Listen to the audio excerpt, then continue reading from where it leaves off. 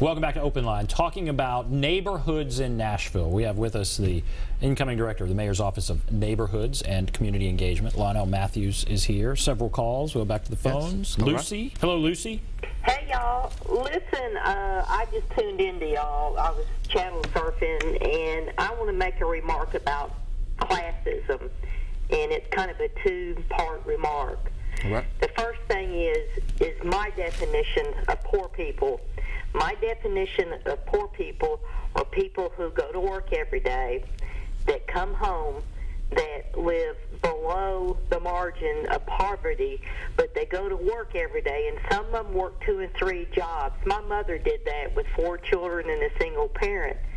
And they tell their kids to not get in trouble because they can't afford to go get them out of jail, and the kids listen, and they're doing everything in their power to keep them on the right track.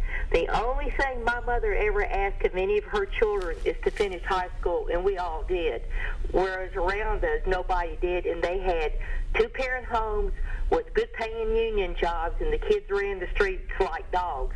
But we came in, we had a curfew back then, and that helped my mother because we had a curfew. It was a graduated curfew back then at 8, 10, and 12. So these parents here that are really trying, these low-income parents, you know, they might be poor, but they're not poor in spirit by no means. I talk to their kids. Their kids are very well-mannered, and they try to keep their noses clean. Right. So the other thing is this is what I want you to do. If you're working in the mayor's office, I want these terms to change. When it comes to talking about housing, let's quit using the developers' terms of affordable housing. Affordable housing in Nashville has come to be a condominium that's under $200,000, around $185,000. Right. When you're talking about these kind of kids that you're talking about tonight and these families, let's call it what it is, low-income housing, and it's going away out of this town, and it's making it harder and harder on these people, where you go like over to Shelby Street and demolish the low-income housing to put up affordable housing for the people who have more money than in a lot of cases I've seen and they know what to do with. I hate to sound so prejudiced against this. I'm not trying to Well, it's interesting. Okay, we're gonna talk about that. I like some of what she's saying there. What are your thoughts? No, Lucy, I do agree with you. We really do have to find what is going to be Nashville's definition of affordable housing. And there are different levels of subsidized housing. There is low-income housing. There is the housing that is for 30 to 60% AMI, average medium income. And so there's workforce housing. There's so many terms out there.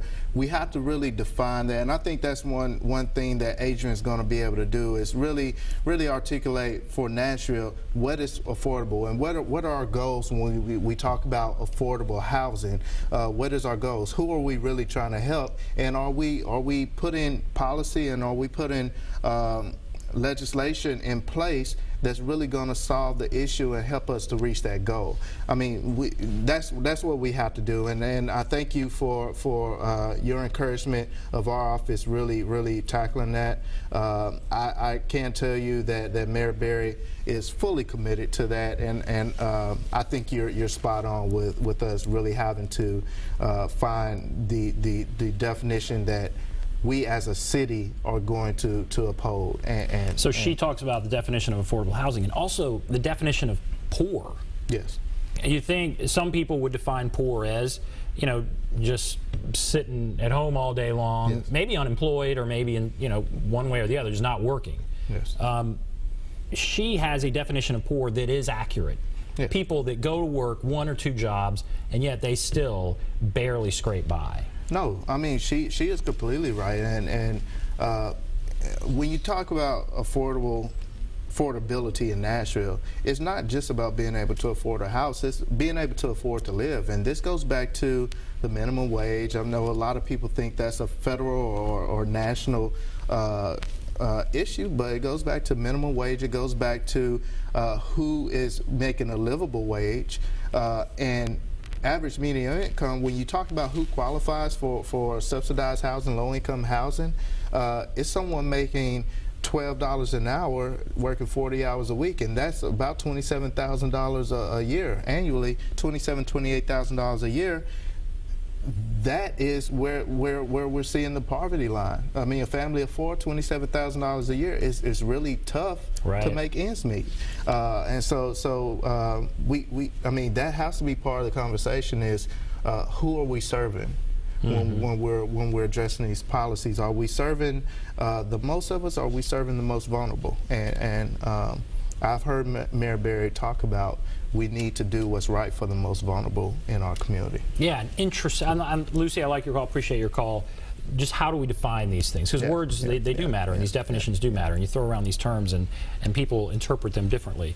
All right, we have about 3 minutes left. A couple of things I want to hit on. National League of Cities is in Nashville. What is that? Yeah, so National League of Cities is a national conference. It convenes every year, and it's about 19,000 cities that participate, and it's municipalities, elected officials, government workers from all across the country that come here for training, for workshops, to have conversations about policy, and to really just exchange best practices. And this year is occurring here in Nashville. It's at the Music City Center. They have workshops. I was actually on a mobile workshop for education, enriching education, and we went to the downtown library and the Wright Middle School today. And so it's just a wonderful opportunity to meet people working in government from all across the country and be able to exchange ideas and hopefully go back to your city or your government and start to put some things in practice that you've learned from other cities. And Debbie Dale Mason was just appointed Chief of Staff for Mayor Berry. Yes. What does that mean?